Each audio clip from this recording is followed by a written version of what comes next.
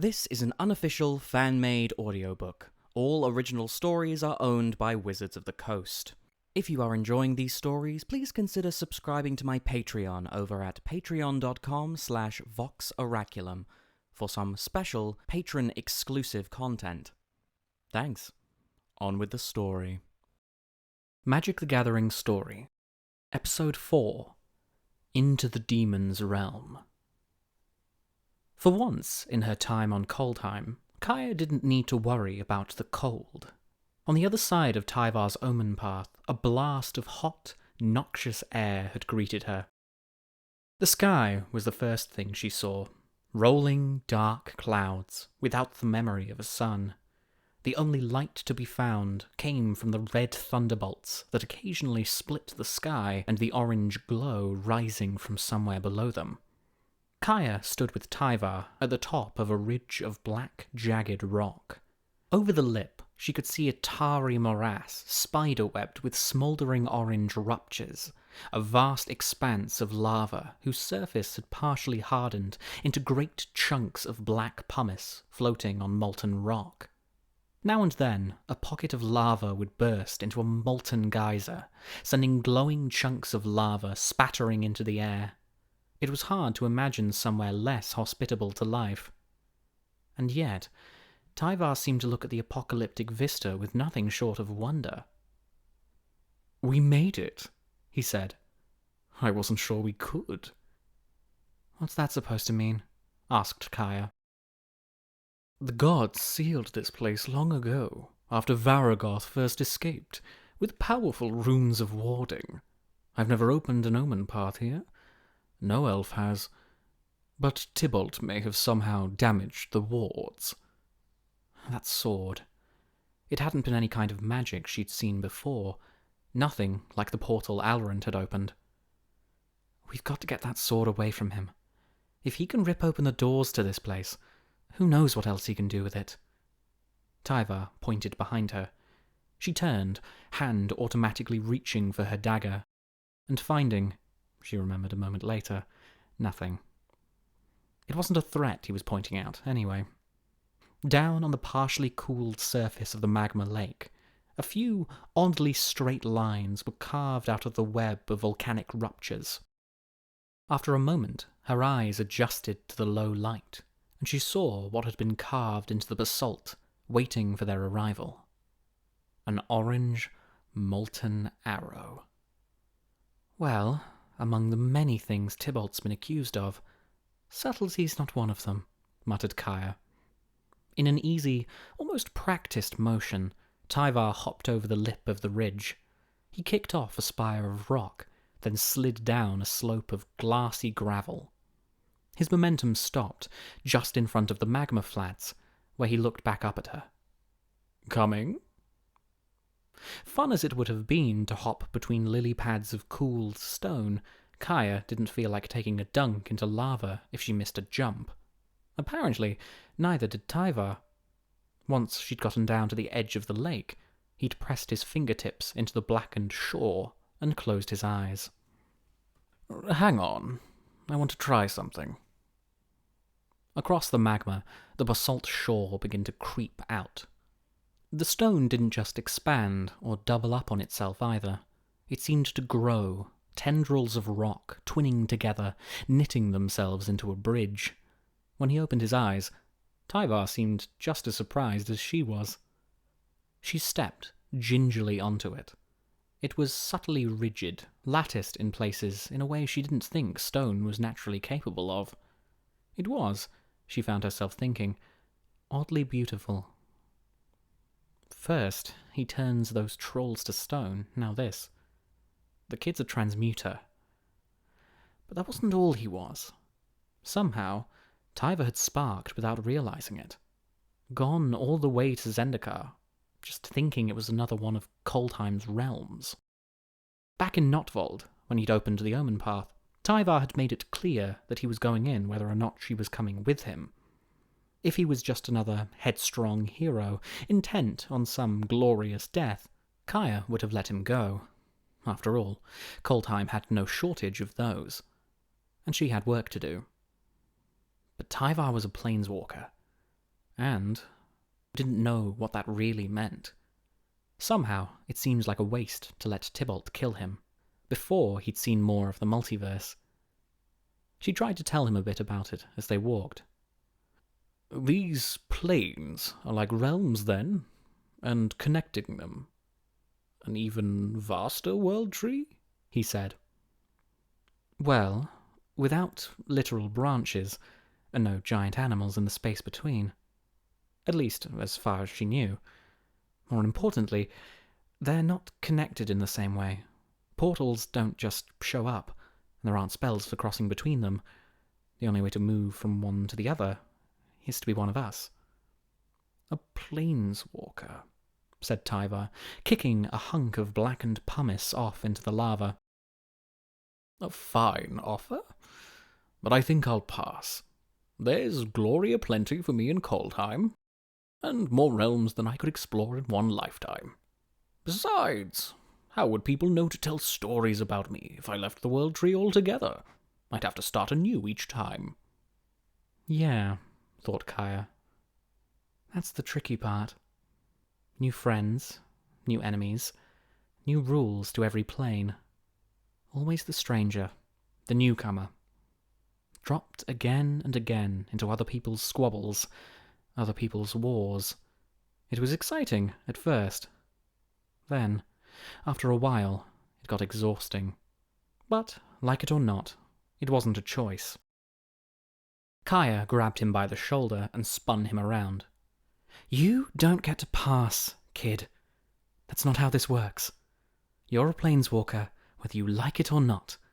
And next time you wind up somewhere full of magic, monsters, and people you don't understand, you'll need..." She scrambled for words. "You'll need some kind of code. A set of rules." Kaya's code was simple.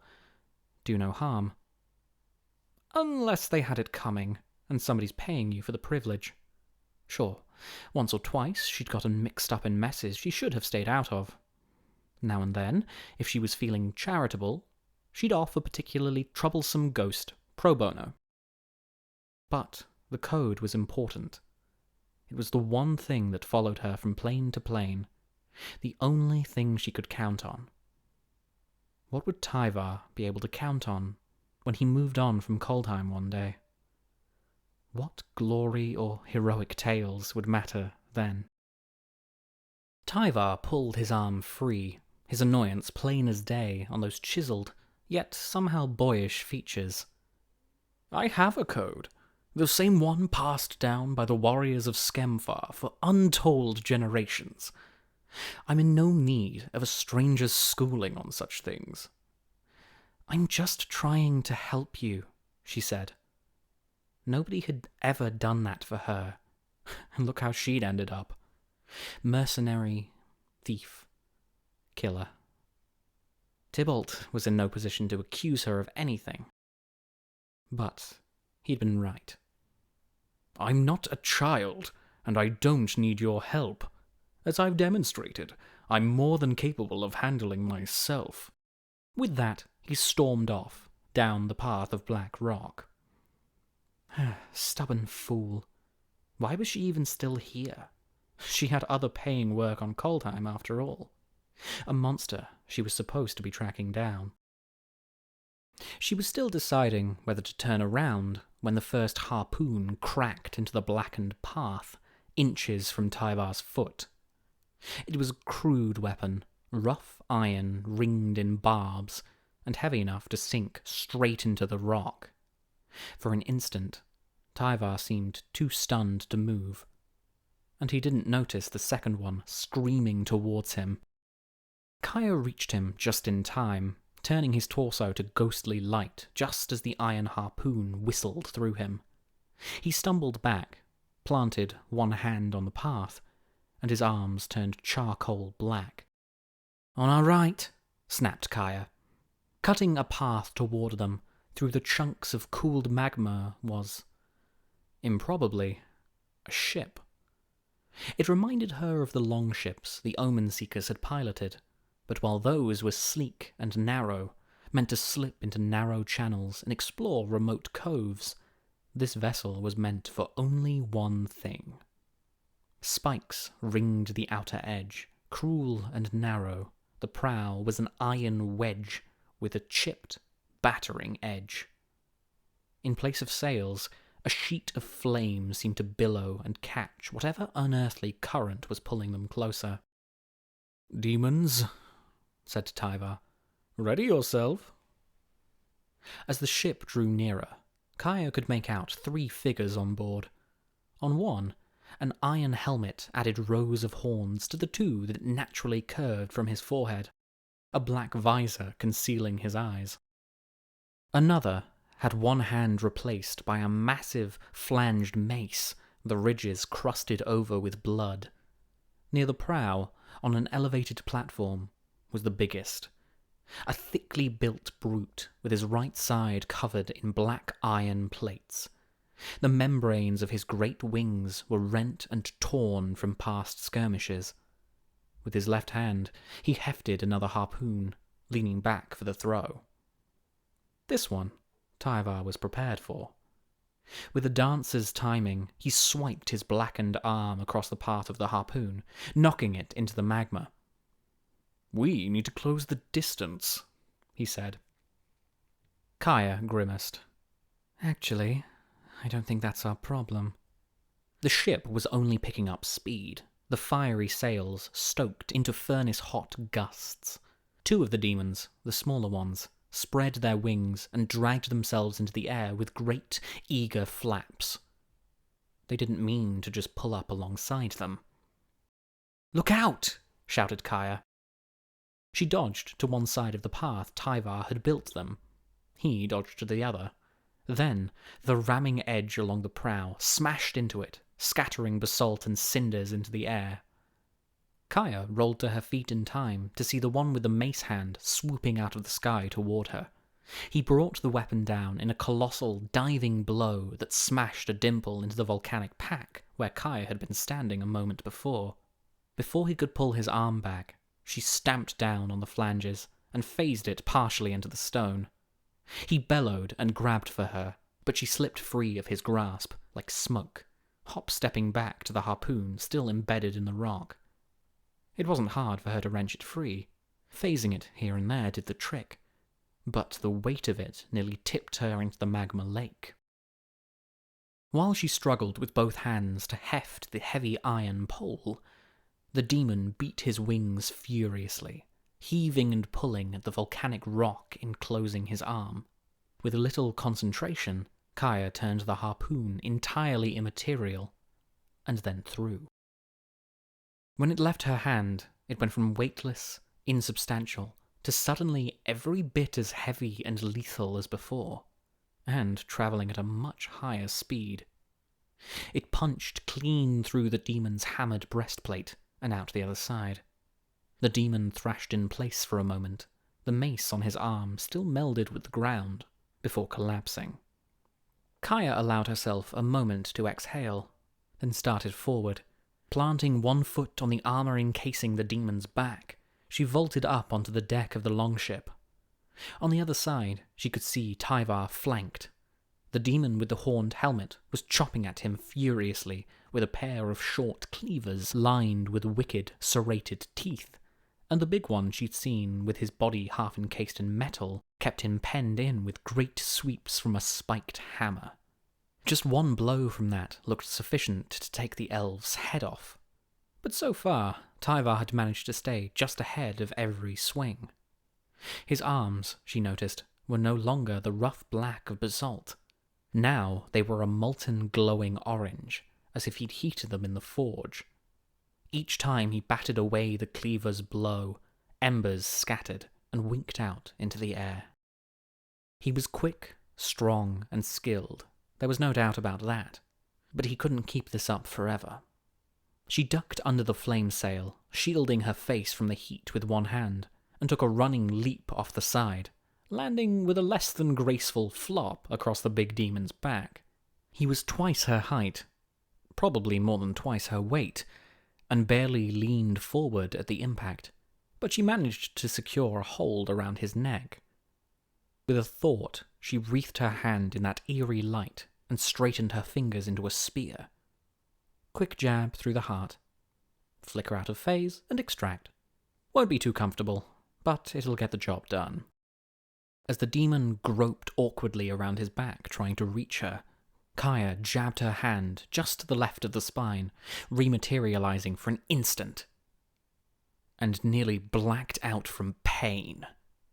It was burning inside the demon, like sticking her hand in a furnace. She lost her grip on the demon's neck and tumbled off down into the rough black stone beneath. The demon shuddered, fell to one knee, then pushed himself to standing, using the handle of that massive warhammer as a brace. He turned toward her, tiny red eyes smouldering with rage. From his mouth poured a thick black bile that bubbled and steamed. She'd hurt him, but not enough. Her hand had only been material for a fraction of a second, yet she could still feel the pain, white hot and absolute. But pain, like so many things, was a tool. A tool Kaya knew how to use. Focus on it. Use it. From somewhere deep inside her, Kaya felt an icy chill welling up. The demon raised his hammer, the great muscles working to lift the massive thing, boiling blood still spilling from his mouth. That's when Kaya phased the rocky path beneath him into empty air. The demon's wings shot out on reflex, trying to rebalance, to keep himself aloft. It might have worked, if not for the holes and tears that pocked their leathery surface, or the great hammer hanging above him. He started roaring the moment his legs sunk into lava. He fell forward, dropping the hammer, clawing for purchase on the rough, black stone, still making up the part of the path Kaya stood on. With a sharp kick, she sent him flailing backwards into the molten rock, and allowed the path to rematerialize over him. Across the path, Tyvar's battle with the remaining demon raged on. With only one opponent, the elf was on the offensive. The brass knife affixed to his bracer had grown longer now, glowing orange with the same volcanic heat that covered his arm. With a snapping stroke that left heat shimmers through the air, he chopped straight through one of the demon's cleavers. His next slash passed through its neck.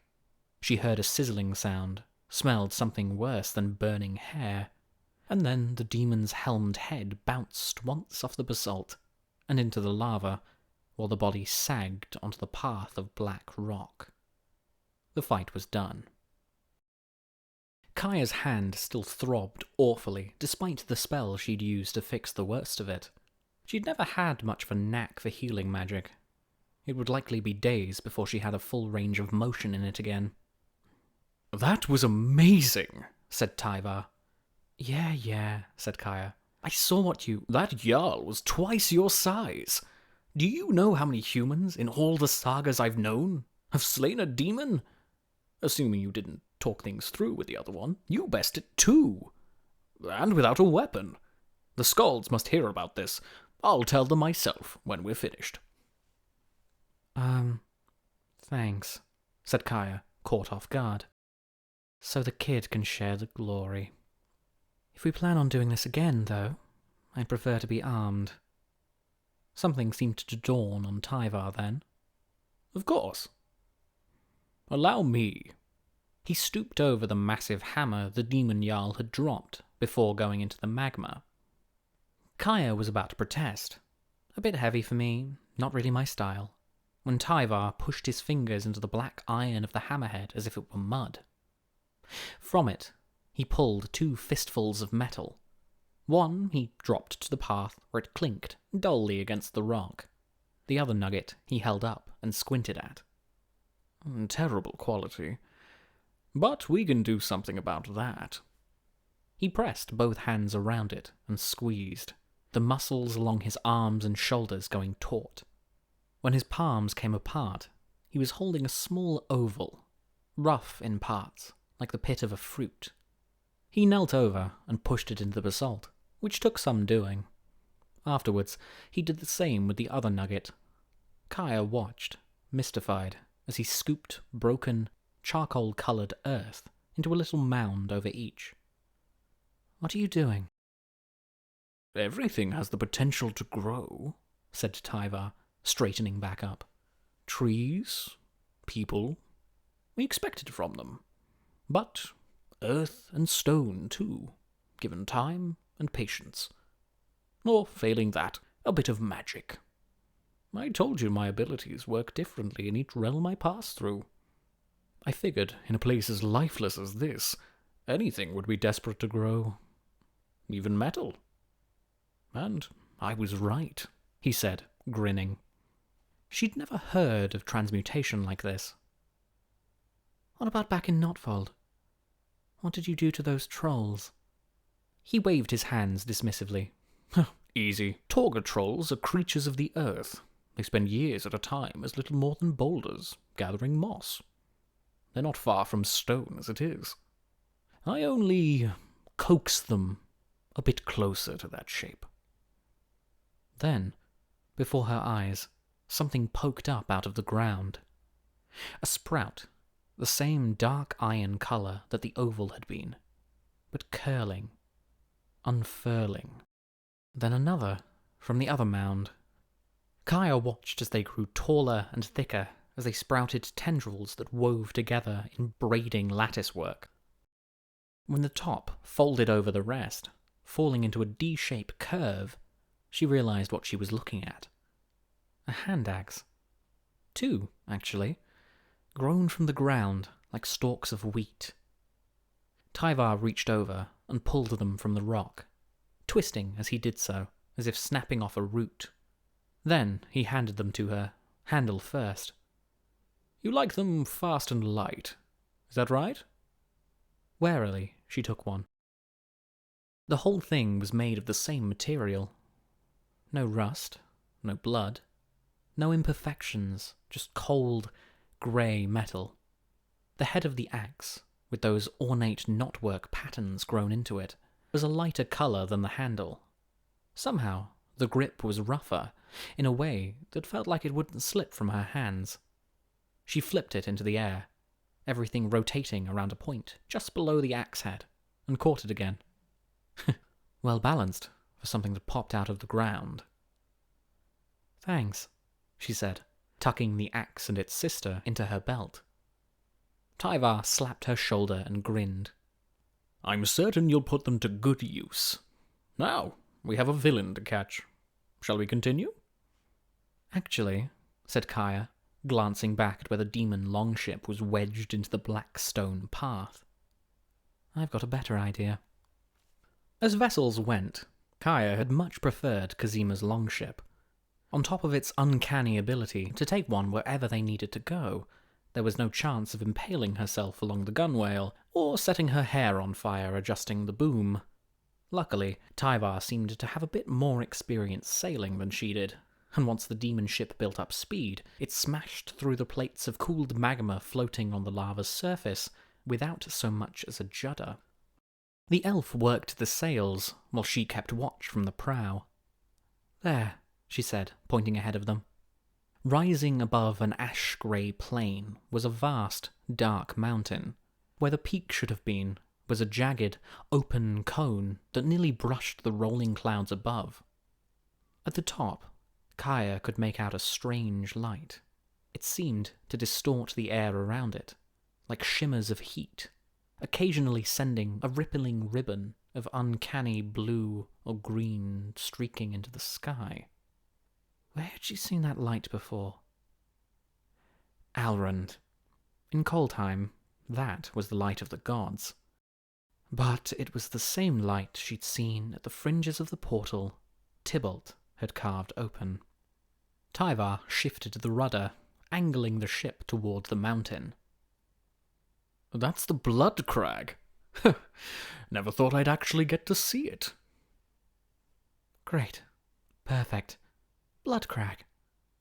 Briefly, she considered if it wasn't too late to turn this boat around. Nobody was paying her for Tibalt's head, after all. But that horned bastard has so many enemies. I could probably find a buyer. Chandra, maybe.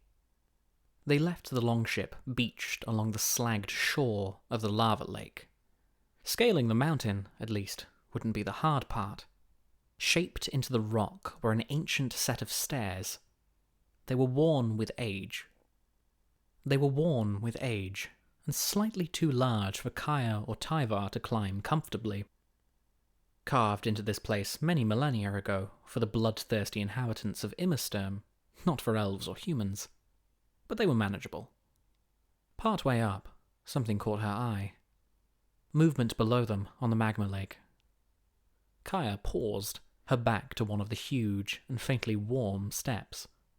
Across the surface of the lake, between the occasional flare of erupting lava, iron ships cut through the black, each one topped with a flickering curtain of flame in the shape of a sail.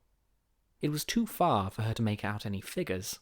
From here, even the grim vessels looked like something she might find in a toy shop. But over the lash of wind this high up, she could just make out the steady beat of drums.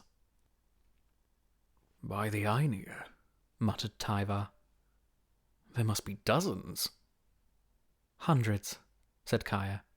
"The ship we ran across must have been part of their vanguard. Scouts." "And that's an army." "But why? All this, a legion of demons, a fleet of longships, just to stop them?" She knew she was tough, and Tyvar wasn't half bad for a budding planeswalker. But this just seemed like overkill.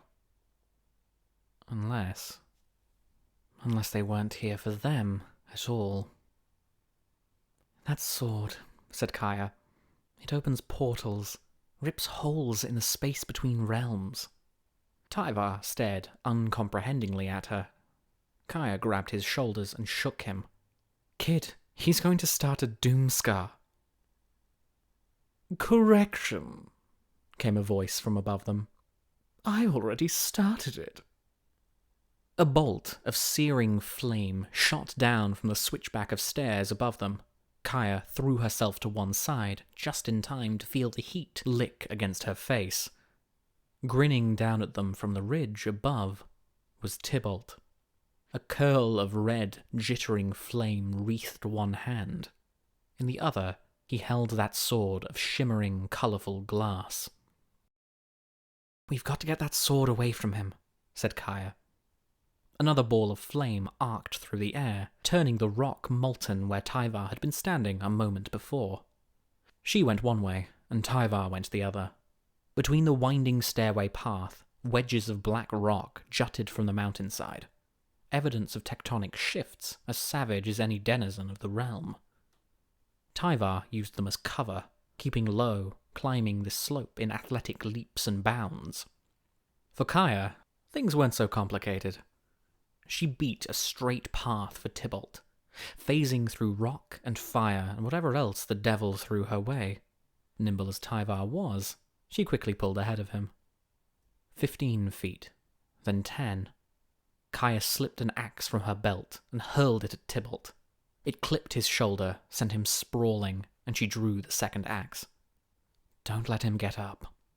She pushed herself over the ridge and lunged for Tibalt, focusing entirely on reaching him, on the subtle shifts in her footing to let her bring all her weight down with the blow.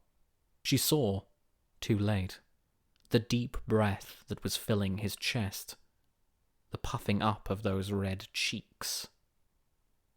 The smoke poured from his mouth in a great, sudden torrent, blanketing the oversized stairs in an instant. It rushed over Kaya in a wave, stinging her eyes, burning her throat. Blind, she swung anyway, but the axe only clanged off rock. Kaya pulled her cowl over her mouth and nose with one hand, kept the axe levelled and ready with the other, but all she could see was the smoke. Throughout, little orange cinders danced with malice. It seemed to cling to her, to seek out gaps in the cloth she breathed through, to pry at her squinting eyelids. Anywhere it touched bare skin, it burned. She did her best to shut out the pain and discomfort, to focus on her hearing. Where was Tibalt? Where was Tyvar? It's not too late to run. The thought seemed to come from nowhere. It's done anyway. Tibalt's already started the Doomscar. What are you still doing here? Gradually, the burning across her skin, in her lungs and eyes, grew worse. An odd fatigue had settled into her limbs, too. The hand axe she held out, once so light and balanced, seemed to drag her arm down. This plane's problems aren't your problems. You owe these people nothing. Go on. Jump through the blind eternities. Get out of here. Save yourself. It's what you're best at, after all. The thoughts rolled through her mind, one after another, with Kaya powerless to stop them, and in spite of herself, she felt the impulse tugging at her, the magical energies building around her, preparing to carry her away. It would be so easy. There's nothing for you here anymore but pain. Something was wrong. Beyond the burning smoke, beyond the unnatural exhaustion that now threatened to drag Kaya to her knees, there was a voice in her head. A voice that almost, but not quite, sounded like her own. There was a movement in the swirling smoke to her right. She saw the sword first, those beautiful colours trapped in glass arcing towards her. Tibalt, swinging to kill. You couldn't just leave, could you? She tried to raise her axe to block the blow, but it was so heavy. Her arm so sluggish. Kaya knew already that it would arrive too late. On an animal instinct, Kaya squeezed her eyes shut. There was a resounding clang. Not exactly the sound of metal biting into flesh. No pain, either. Funny. Kaya opened her eyes. Between her and Tibalt stood Tyvar. He'd caught that shimmering godlight sword on the dagger fixed to his bracer. Tibalt was struggling to push through, arms shaking with effort and getting nowhere. Who in the hell's are you? With a quick and practiced gesture, Tyvar knocked the sword from Tibalt's hands. Tyvar Kell, Prince of the Elves, greatest hero in Kaldheim. The fog was starting to clear from Kaya's head now. She could feel where Tibalt had slipped into her mind, the way he had cloaked his presence in her own doubts and fears. The more she listened, the worse the fatigue and pain grew. It was almost artful, this magic. Nothing like the clumsy slapdash work she'd seen from him so far. But then why had Tyvar been immune to it? He charged into the smoke, same as her. Why weren't his doubts, his insecurities, slowly sucking the life from him? Unless he didn't have any. By the ancients, she thought. He's too young, too arrogant, too dumb to doubt himself. And thank all the gods in Kaldheim for that. In front of her, Tibalt scrambled back, red fire curling around one hand. But Tyvar grabbed him by his collar and flipped him over one shoulder, crashing the planeswalker into the edge of one stone stair.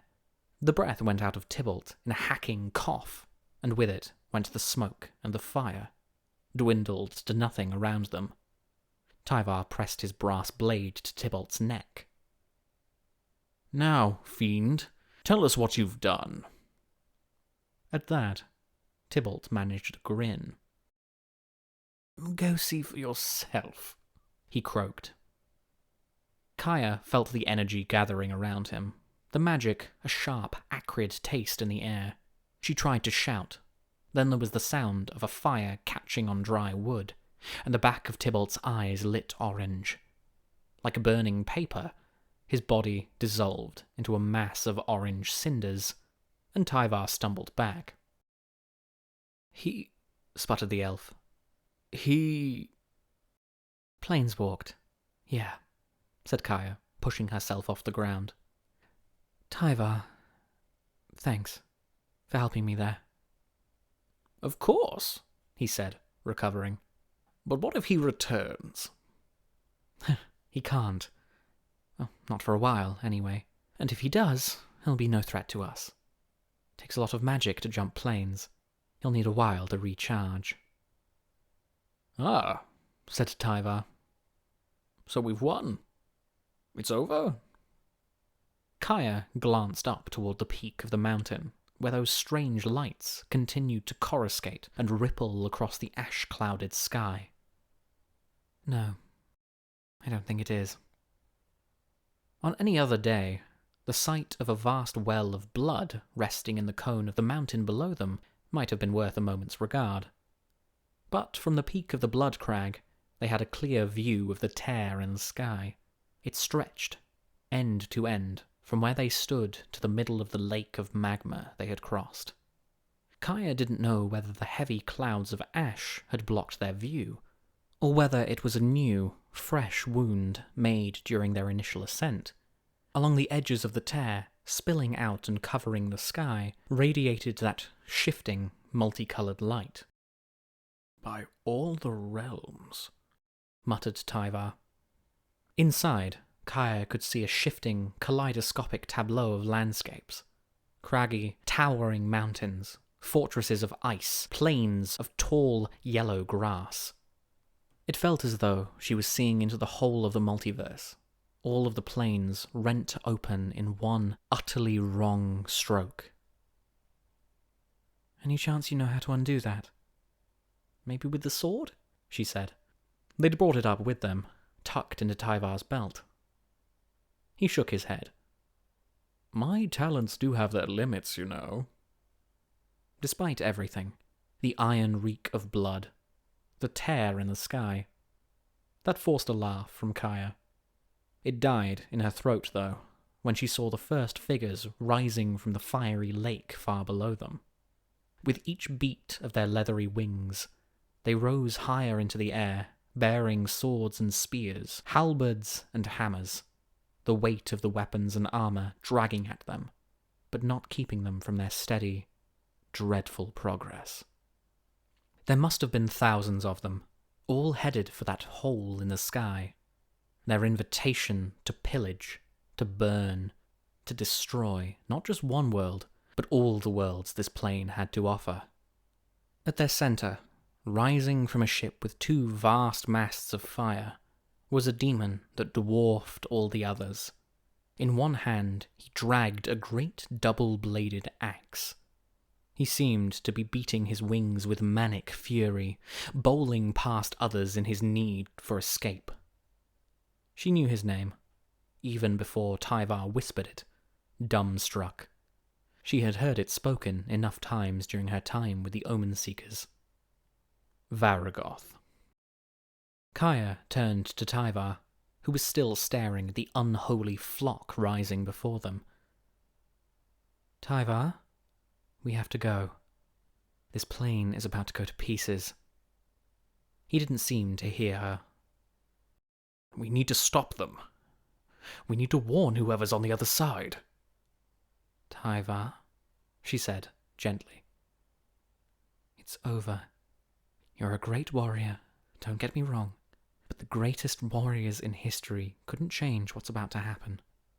Already, she could see demons crossing into the gap, their great wing beats bringing them to new prey. We tried. Now all we can do is stay alive. Get to the next plane. Try to do better. She tried to put a hand on his back, but he wrenched away from her. So this is what your kind does. Disappear as soon as the world pitches a direction you don't care for. Run as soon as things get hard. You and that Tibalt aren't so different in the end.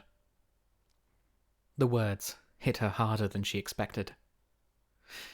By the time she'd started shaping together a reply, something about not being so hard-headed, something about going to get yourself killed, Tyvar had already opened an omen path.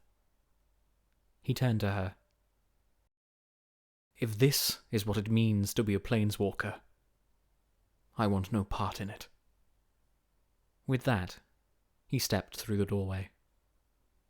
The energy Kaya had been gathering to planeswalk still hung in the air around her, a nameless pressure lacking a valve. She could still go.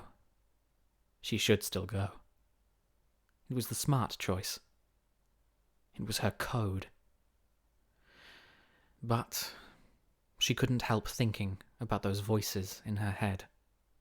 How she'd been hearing them, in one way or another, since long before she met Tibalt or Tyvar. Kaya swore, took a deep breath, and stepped in after him.